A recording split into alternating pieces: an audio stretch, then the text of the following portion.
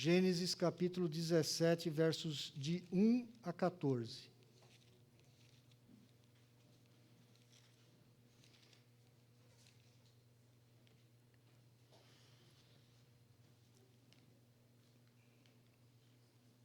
Gênesis 17, de 1 a 14. Diz assim o texto da palavra do Senhor. Quando atingiu Abrão a idade de 99 anos, apareceu-lhe o Senhor e disse-lhe: Eu sou o Deus Todo-Poderoso, anda na minha presença e sê perfeito. Farei uma aliança entre mim e te multiplicarei extraordinariamente. Prostrou-se Abrão, rosto em terra, e Deus lhe falou: Quanto a mim, será contigo a minha aliança, serás pai de numerosas nações. Abrão já não será o teu nome, e sim Abraão, porque por pai de numerosas nações te constituí. Far-te-ei fecundo extraordinariamente, de ti farei nações e reis procederão de ti. Estabelecerei a minha aliança entre mim e ti e a tua descendência no decurso das suas gerações, aliança perpétua, para ser o teu Deus e da tua descendência. Dar-te-ei à tua descendência a terra das tuas peregrinações, toda a terra de Canaã, em possessão perpétua, e serei o seu Deus. Disse mais Deus a Abraão: Guardarás a minha aliança, tu e a tua descendência, no decurso das suas gerações. Esta é a minha aliança, que guardareis entre mim e vós e a tua descendência. Todo macho entre vós será circuncidado. Circuncidareis a carne do vosso prepúcio, será isso por sinal de aliança entre mim e vós. O que tem 8 dias será circuncidado entre vós, todo macho nas vossas gerações, tanto o escravo nascido em casa, como o comprado a qualquer estrangeiro que não for da tua estirpe. Com efeito, será circuncidado o nascido em tua casa e o comprado por teu dinheiro. A minha aliança estará na vossa carne e será aliança perpétua. O incircunciso, que não for circuncidado na carne do prepúcio, essa vida será eliminada do seu povo. Quebrou a minha aliança. Oremos mais uma vez, irmãos. Pai, nesta hora nós pedimos a tua bênção para a tua palavra que será exposta. Ajuda-nos, ó Deus, a ter simplicidade e ajuda-nos a todos a compreender a tua palavra e a nos alegrarmos e nos regozijarmos no Senhor Deus da aliança. É em nome de Jesus que nós oramos. Amém. Meus irmãos, nós, presbiterianos, somos do ramo reformado. E nós somos daquela minoria que batizam as crianças. A maioria dos evangélicos brasileiros não batizam as crianças. E eles, às vezes, nos criticam, porque eles nos acusam de sermos católicos melhorados, porque nós batizamos as nossas crianças. Dentre os evangélicos que batizam crianças, nós temos os metodistas, que são poucos no Brasil, nós, presbiterianos, os congregacionais, que são poucos também, tem um pouquinho mais lá no Rio de Janeiro, os anglicanos, que também não são muitos aqui no nosso país, e só. Talvez eu esteja esquecendo aí de algum grupo menor. O grupo maior, a grande maioria dos evangélicos, formada pelos pentecostais, principalmente, e pelos batistas, não batizam as crianças. E essa acusação de nos assemelharmos à Igreja Católica, porque também batiza crianças, ela é muito injusta, porque o nosso batismo ele é completamente diferente do batismo católico. O batismo católico ele tem a ideia de regeneração. O próprio ato do batismo, ele regenera a criança. Ele perdoa todo o pecado original. E nós não cremos nisso. Nós não cremos que o batismo regenera ninguém. O batismo é um selo, ele é um símbolo visível, vocês acabaram de ver e presenciar, de uma graça invisível. De algo que o próprio Deus faz em nossa vida e na vida da nossa família. Nos abençoando não só a nós, mas também aos nossos filhos. Principalmente na sociedade ocidental, nós temos muita dificuldade de entender esse conceito bíblico que é mais aceito no Oriente. Quando Deus abençoa uma família, Ele não está interessado só em abençoar indivíduos. Ele quer abençoar famílias inteiras. Ele quer realmente salvar os nossos filhos. Por isso que desde a antiga aliança, a antiga dispensação, no Antigo Testamento, as crianças pequenas de 8 dias de vida, elas eram circuncidadas, os meninos. Os meninos, eles faziam aquilo que nós conhecemos hoje, cirurgia de fimose. Isso é circuncisão. A circuncisão é a remoção de uma pequena pele que cobre a glande do pênis do menino. E é claro, é uma pequena cirurgia, há um derramamento de sangue ali, e isso é proposital. A circuncisão era uma prática já muito antiga, os egípcios circuncidavam os seus meninos. Mas por motivos sanitários, por motivos de saúde. E os médicos hoje sabem disso, isso é uma verdade. Os meninos que são circuncidados, eles têm muito menos problemas de saúde na área sexual masculina. Só que quando Deus instrui o povo dele, a partir de Abraão, a circuncidar os meninos, ele pega uma prática cultural, uma prática sanitária, e torna essa prática um símbolo da aliança que Deus está fazendo com o seu povo. Se você olhar para Gênesis capítulo 17, e se você tiver a sua Bíblia aberta, você vai perceber, Deus está chamando Abraão desde o capítulo 12. E Deus está estabelecendo essa aliança com Abraão. É Deus que chama Abraão. Abraão era um adorador de ídolos. Ele morava lá na Caldeia. Ele era um idólatra. Ele era um incrédulo. E Deus o chama e começa a fazer uma obra na sua vida. No capítulo 15 de Gênesis, Deus faz um concerto com Abraão. Há aquela figura de animais sendo cortados ao meio, e Deus passa pelo meio daqueles animais cortados, porque era uma prática daquela época, daquele lugar, para entrar em aliança com Abraão. Abraão foi justificado pela fé. Olhe, por exemplo, o verso 6 do capítulo 15. Ele, Abraão, creu no Senhor, em Yahvé, e isto lhe foi imputado para a justiça, ou creditado a ele como justiça. Abraão foi justificado ali. 2 capítulos depois, no capítulo 17, Deus institui a circuncisão como um símbolo, um selo daquela justiça que Abraão já havia recebido. Este é o sentido do batismo para nós até hoje. Deus ele tem uma aliança com o seu povo. E essa aliança começa com Adão. Essa aliança é renovada com Noé. Essa aliança é mais uma vez renovada aqui com Abraão, que antes chamava Abrão, que significa pai exaltado, pai elevado. E Deus muda o seu nome para Abraão. E há uma pequena letrinha do hebraico a mais ali, que agora ele passa a ser chamado pai de multidões, pai de nações, pai de uma posteridade. Deus não quer só salvar Abraão, ele quer salvar Abraão e a sua descendência. Ele quer abençoar os seus filhos.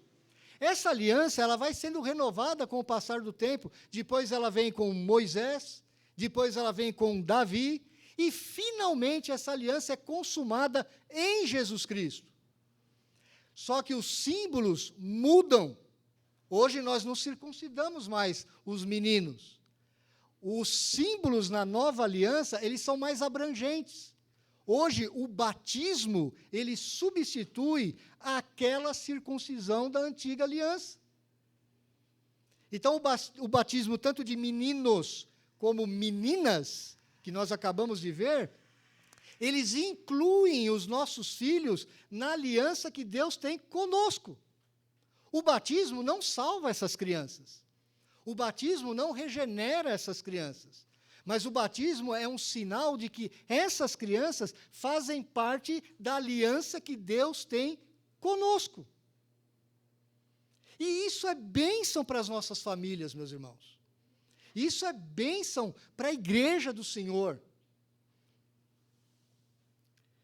Se você olhar, por exemplo, eu quero que você abra em Romanos capítulo 2, versos 28 e 29. Romanos 2, 28 e 29.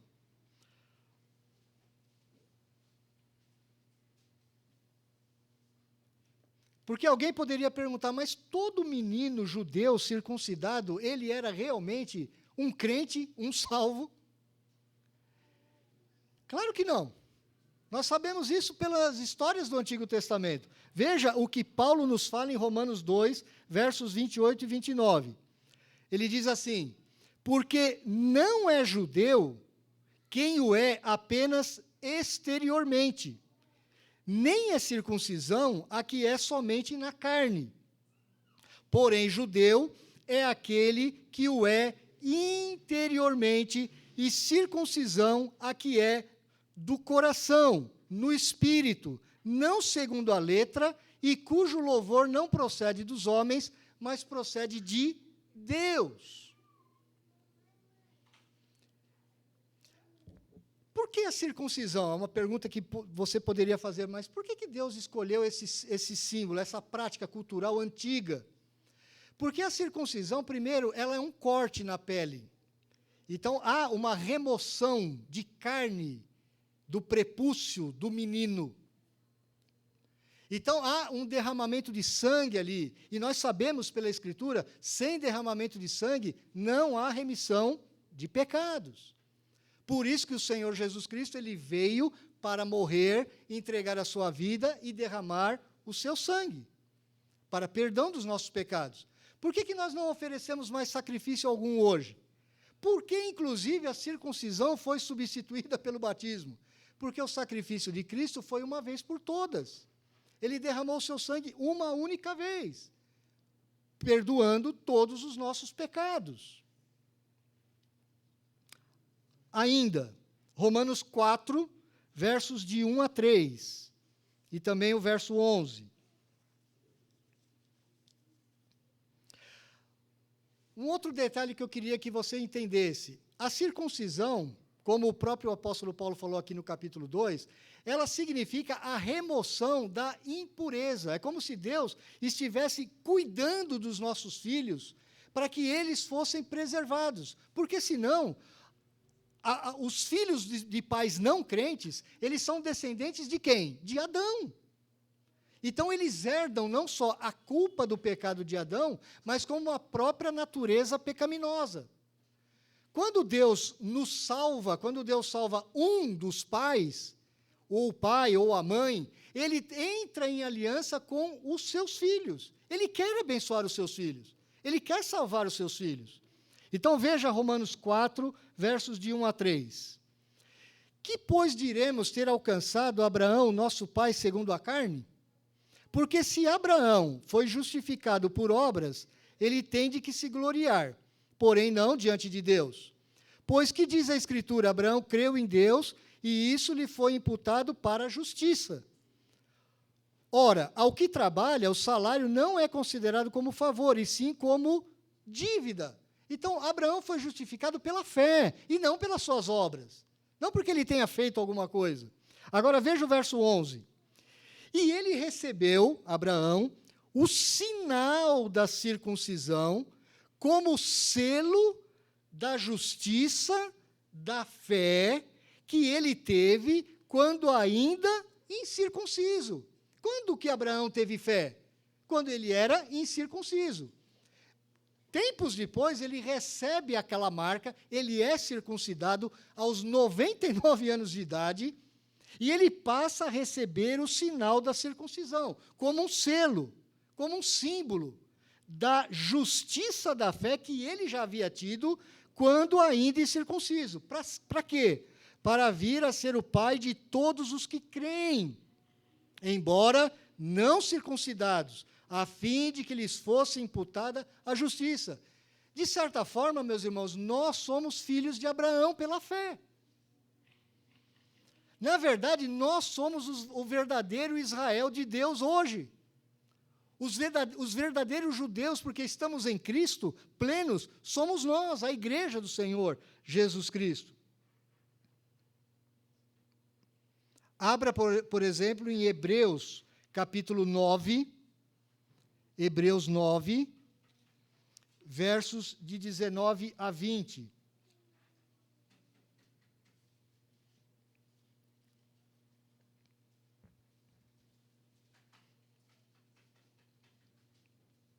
Hebreus 9, de 19 a 20.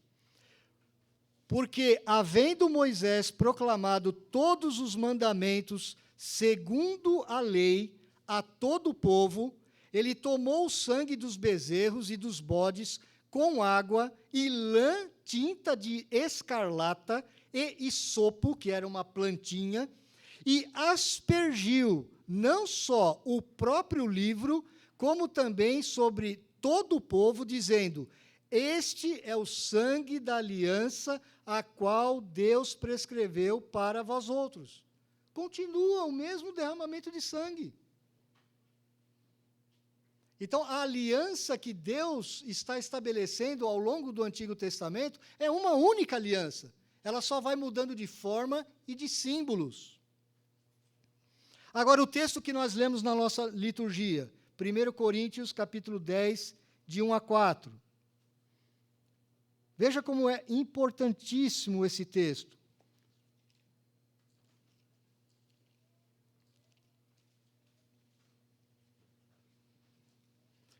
Ora, irmãos, eu não quero que ignoreis que os nossos pais estiveram todos sob a nuvem. De quem que ele está falando? Os judeus antigos, quando estavam passando pelo mar, libertos de Faraó lá do Egito. Eles estavam passando sob a nuvem e todos passaram pelo mar, tendo sido todos batizados, assim na nuvem como no mar, com respeito a Moisés. Todos eles comeram de um só manjar espiritual, e eles beberam da mesma fonte espiritual, porque bebiam de uma pedra espiritual que os seguia, e a pedra era Cristo. Agora, todo o povo foi batizado.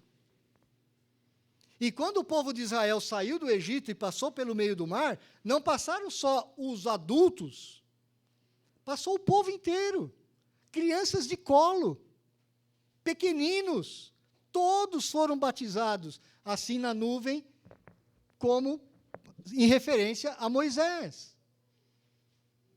Todo aquele povo, Deus tinha uma aliança com aquele povo e queria salvar a todos. Aquilo era o selo da justiça da fé. Era a aliança que Deus estava estabelecendo com o seu povo. Meus irmãos, quando eu me converti há 40 anos atrás, eu tinha muitas dificuldades com o batismo de crianças. Eu tinha dificuldade, eu tinha dúvidas. Porque cresci no meio de muitos evangélicos, a maioria pentecostais, batistas, que não batizavam as crianças. E o que eles me diziam era: mas como que uma criança pode crer? E eu lhe pergunto, como que você diz que um adulto crê realmente no coração? Você não tem certeza. Quantas pessoas adultas são batizadas e depois apostatam da fé, abandonam a fé? Então, nós não somos só batizados porque cremos, nós somos batizados porque Deus tem uma aliança conosco.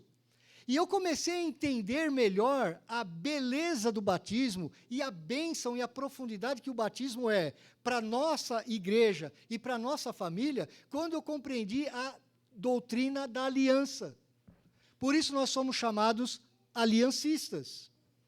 Deus tem uma aliança com o seu povo e que vai renovando com o passar dos anos, com o passar dos tempos, e foi consumada na aliança com Jesus Cristo. Jesus Cristo cumpriu a aliança completamente. Por isso nós temos hoje 2 símbolos, 2 ordenanças, 2 sacramentos na nova aliança, que é a ceia do Senhor, que participaremos no domingo que vem, que substituiu a Páscoa antiga, a Páscoa judaica, e o batismo, que acabamos de fazê-lo, que substitui a circuncisão. São símbolos da nova aliança, ordenanças do próprio Senhor Jesus Cristo. Eu não li esse versículo, mas esse versículo é bem conhecido, eu quero que você lembre dele. O Senhor Jesus Cristo, quando deu a sua ordem da grande comissão para os seus discípulos, disse: Ide, portanto, fazei discípulos de todas as nações, batizando-os em nome do Pai, e do Filho e do Espírito Santo. Esse é o batismo cristão. Por isso nós batizamos as crianças em nome do Pai, do Filho e do Espírito Santo. Uma dificuldade que muitos cristãos têm hoje é entender que nós, a Igreja de Cristo hoje, somos o verdadeiro Israel de Deus. A nação de Israel, aquela nação que fica lá no Oriente Médio, Deus pode ter propósitos para ela na história das nações? Pode. Mas Deus não coloca Israel hoje como um povo especial. O povo especial de Deus hoje são todos os crentes espalhados por toda a face da terra.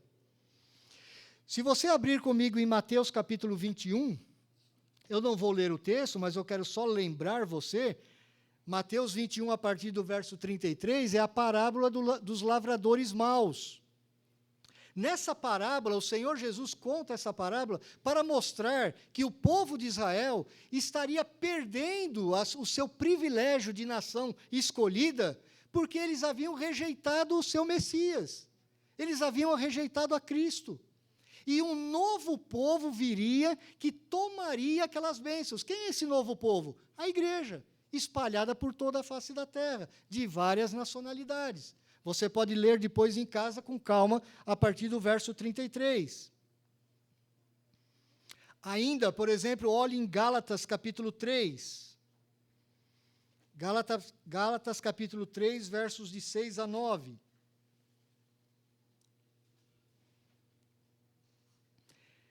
É o caso de Abraão, que creu em Deus, e isso lhe foi imputado para a justiça, isso a gente viu lá em Gênesis 15.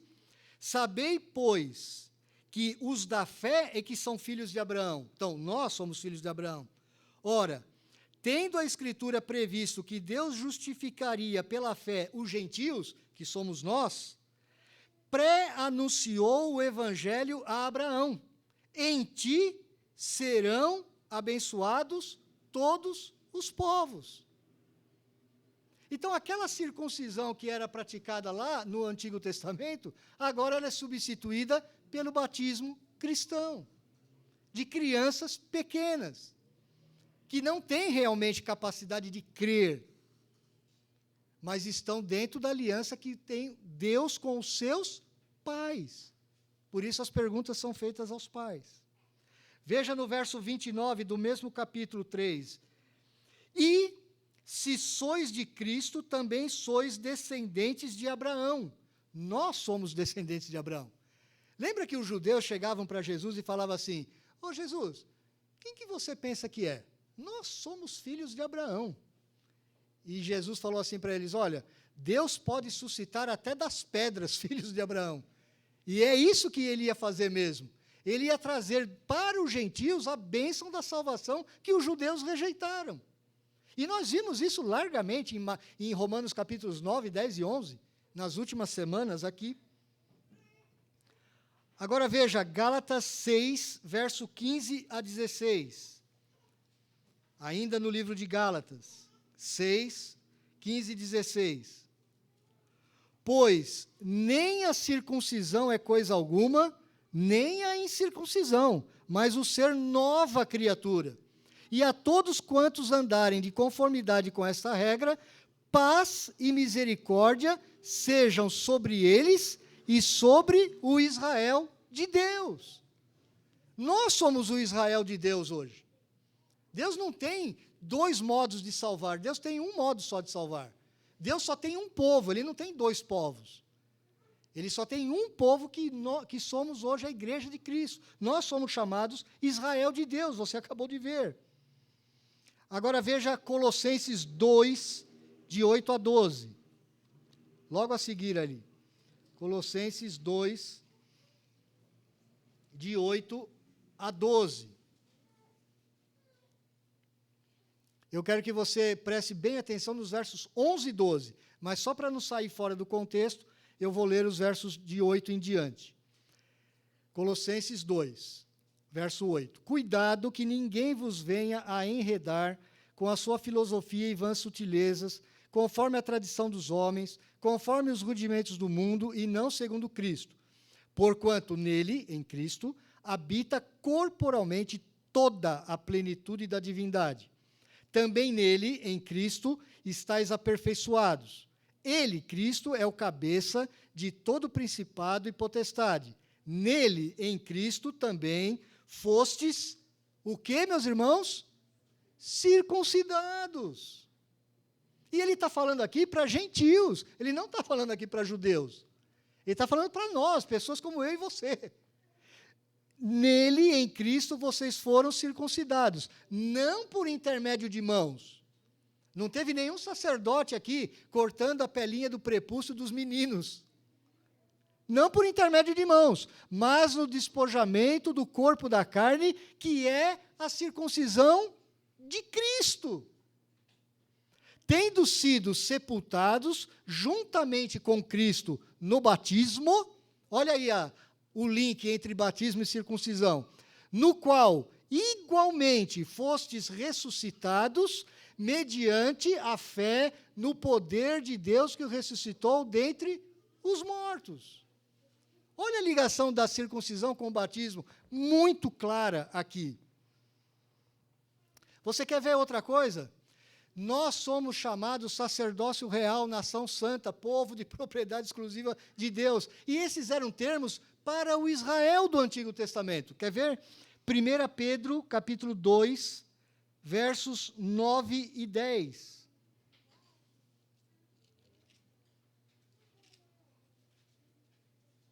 Primeira Pedro, capítulo 2, verso 9 e 10. Veja, Pedro está escrevendo para uma região que tinha gente de tudo quanto era nacionalidade, era uma região grande, não era uma igreja só, eram várias igrejas. E olha o que ele diz: vós, porém, sois raça eleita, sacerdócio real, nação santa, povo de propriedade exclusiva de Deus, a fim de proclamardes as virtudes daquele que vos chamou das trevas para a sua maravilhosa luz. Vós, sim, que antes não erais povo. Nós não éramos nada. A gente não era povo de Israel. Mas agora sois povo de Deus, que não tinhais alcançado misericórdia, mas agora alcançastes misericórdia. Nós somos o verdadeiro Israel de Deus hoje, meus irmãos. Mas o que os nossos críticos nos acusam? Eles se apoiam, por exemplo, em Marcos capítulo 16, abra lá. Marcos capítulo 16, que aparentemente nos coloca em xeque. Marcos 16, versos 15 e 16. Quando o Senhor Jesus Cristo está dando aquela comissão aos seus discípulos, ele está dando uma comissão para os seus discípulos, apóstolos, para que eles comecem um novo movimento de evangelização, ou missões. Aqui começam as missões modernas. E ele diz assim: e disse-lhes, ide por todo o mundo e pregai o evangelho a toda a criatura. Meu irmão, quando você prega o evangelho para adultos. Você não vai pregar o evangelho para uma criança, como a Bia. Certo? Você não vai pregar o evangelho para uma criança pequena. Ele está falando de adultos, é evidente. Quem crer e for batizado será salvo. Quem, porém, não crer será condenado. E aí, então, eles dizem, como que alguém pode ser batizado se não pode crer? Ah, é? Mas o que diz o verso logo no final? Quem não crer será condenado. Alguma dessas crianças aqui creem? Gabriel crê? O Isaac crê? E eles são condenados?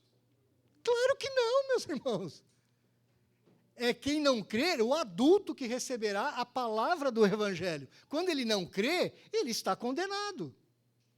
Aquele que crê, ele vai ser logo em seguida o quê? Batizado. Os seus filhos também são batizados. Outra acusação que nós recebemos. Você não tem, em todo o Novo Testamento, nenhuma ordem clara para batizar crianças. É verdade. Não tem nenhuma. Nenhuma. Mas também não tem nenhuma ordem para não batizar as crianças. Nenhuma ordem clara. Nenhuma. Agora, veja, se você está num contexto judaico, que os filhos dos judeus, que eram os primeiros crentes, eles eram circuncidados, e eles faziam parte da família da aliança, por que eles iam dar alguma ordem diferente para eles? Já era costume, as crianças judias participavam da vida da igreja do Antigo Testamento. Os meninos e as meninas, na antiga aliança do povo judeu, eles não eram excluídos das bênçãos da família. Muito pelo contrário. Deus queria abençoar a família inteira. Meu irmão, Deus quer salvar você individualmente, é verdade, mas Deus quer salvar muito mais do que você individualmente. Deus quer salvar a sua família, seus filhos. Ele inclui todos os nossos filhos na aliança. Isso é bênção, meus irmãos. Como é que você tem garantia de que essas crianças vão crescer e vão se tornar crentes? Claro que não. Por isso que os pais devem instruir as crianças nos caminhos do Senhor, ensinar a palavra, orar com elas, orar por elas, levá-las ao culto, levá-las à vida cristã. Agora, é o próprio Senhor que vai trabalhar na vida de cada uma dessas crianças. Num determinado momento, elas vão ser responsáveis pelas suas decisões. Quando essas crianças chegarem na idade própria, a cerca de 12 anos de idade, elas poderão fazer a sua pública profissão de fé. E aí elas participam da ceia do Senhor, de outra parte das bênçãos que nós recebemos do Senhor. Veja, por exemplo, Atos capítulo 2, versos 37 a 39. Então, nós somos acusados de que não há nenhuma ordem explícita para batizarmos crianças. E é verdade. Eu não posso negar isso. A Bíblia não tem nenhum versículo no Novo Testamento que fala assim, pegue as suas criancinhas de 8 anos e batizem-nas em nome do Pai, do Filho e do Espírito Santo. Tem esse versículo? Não tem.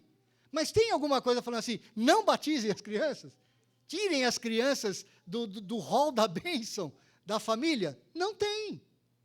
Agora veja, Pedro acaba de fazer o seu discurso, prega por uma multidão de gente, judeus na maioria, e no capítulo 2 de Atos, verso 37, aqueles irmãos então perguntam para Pedro, Pedro, e agora? O que a gente faz? Olha aqui, ouvindo eles estas coisas, compungiu-se-lhes o coração, gente adulta, e perguntaram a Pedro e aos demais apóstolos, que faremos agora, irmãos? Respondeu-lhes Pedro, arrependei-vos e cada um de vós, seja batizado em nome de Jesus Cristo para a remissão dos vossos pecados, e recebereis o dom do Espírito Santo. Agora veja, pois para vós outros é a promessa, para vossos filhos e para todos os que ainda estão longe, isto é, para quantos o Senhor nosso Deus chamar. A bênção, a promessa é para os seus filhos também. Não é só para vocês. Agora, 3.000 foram batizados aqui. Você pode acreditar que esses 3.000 homens não tinham crianças pequenas? Você consegue acreditar nisso? Outra coisa, esses 3.000 foram batizados num único dia, em Jerusalém. Jerusalém tinha rio, passando ali perto do templo? Não tinha. Tinha tanque de água grande ali? Não tinha. Muito provavelmente eles foram batizados por aspersão, como Moisés fez no Antigo Testamento. Quando ele aspergiu com... Sabe o que é o isopo? É uma folhinha. Ele mexeu a folhinha no sangue dos animais e aspergiu sobre o povo. Por isso batizamos por aspersão. É interessante, meus irmãos, nós não fazemos briga pelo modo de batizar. Os ortodoxos orientais, eles batizam por efusão. Eles pegam uma garrafa de água dessa aqui e jogam assim, ó, na cabeça da criança. Derrama a água. Isso é efusão. E muitos irmãos aqui, a Ana, por exemplo, é uma que eu sei, foi batizada por imersão. Ela foi mergulhada no rio. Foi isso? Um lago, alguma coisa assim. Alguns outros talvez tenham tido essa mesma experiência. Quando esses irmãos vêm para a igreja presbiteriana, nós não os rebatizamos. Por quê? Porque cremos que o batismo deles é aceito, é cristão, é verdadeiro. Agora, o que acontece conosco se você, como presbiteriano, amanhã ou depois, você for por uma igreja batista ou Assembleia de Deus, eles vão falar, muitos pastores, não vou dizer todos, mas muitos, eles vão exigir de você ser rebatizado. Como o nosso batismo não serve. E as evidências são claras, que aquele povo todo, 3.000 pessoas batizadas num único dia, não deu para planejar. Não deu para planejar um rio, um lago, um tanque enorme. Eles foram batizados por aspersão. E com certeza tinha crianças ali no meio. Agora veja, Atos 16, último texto que eu quero ler com vocês. Atos 16.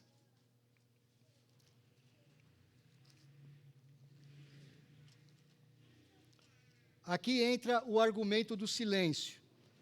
Eles dizem assim, mas não está falando que tinha criança aqui para batizar. Então, versos 14 e 15 de Atos 16.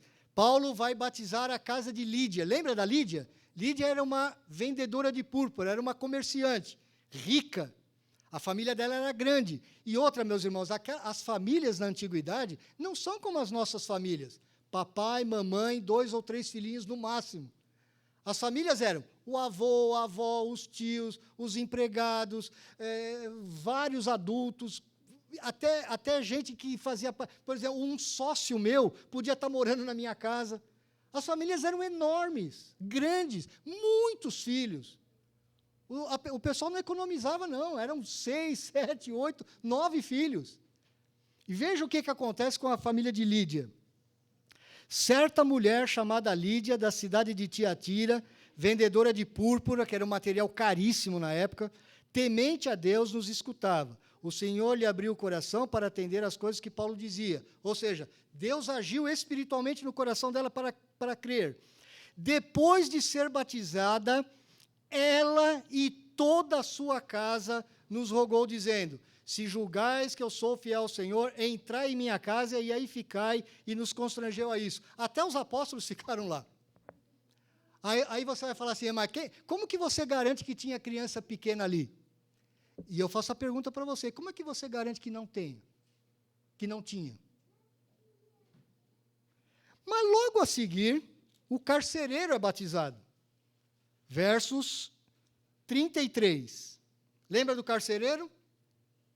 O carcereiro teve aquela experiência com Paulo, lá na prisão, e no verso 33 do mesmo capítulo diz, naquela mesma hora da noite, cuidando deles, lavou-lhes os vergões dos açoites. A seguir, foi ele carcereiro batizado e todos os seus, toda a sua família. E você também vai ter que falar assim, também lá não tinha nenhuma criança. Então, o argumento do silêncio, ele serve tanto para um lado como para o outro. As evidências que as crianças eram batizadas são enormes, meus irmãos. E vou lhe dizer uma outra evidência, que agora não é da Escritura, mas é da história. Nós temos relatos na história da igreja, já no 2º século, de pessoas, de crianças sendo batizadas. Temos livros que não estão na Escritura, que mostram que crianças foram batizadas. Irineu, por exemplo, um grande teólogo do 2º século, diz que as crianças eram batizadas. Outros teólogos do século III, século IV, diziam que foram batizados quando crianças, como, por exemplo, Orígenes, de Alexandria. Tem escritos dele dizendo que foi batizado por criança. Então, quando criança. Então, a Igreja Católica não erra quando batiza as crianças. E há um preconceito entre os evangélicos que tudo que vem do catolicismo é errado. Meus irmãos, não é assim. O catolicismo, por exemplo, crê que Jesus é o Filho de Deus. O catolicismo crê no Pai, no Filho e no Espírito Santo, na Trindade. Ora, se você é preconceituoso com o catolicismo, então você também não pode crer nessas coisas. Eles creem que Jesus é o Filho de Deus. E a prática da igreja, durante séculos, foi de batizar crianças, como nós fazemos até hoje.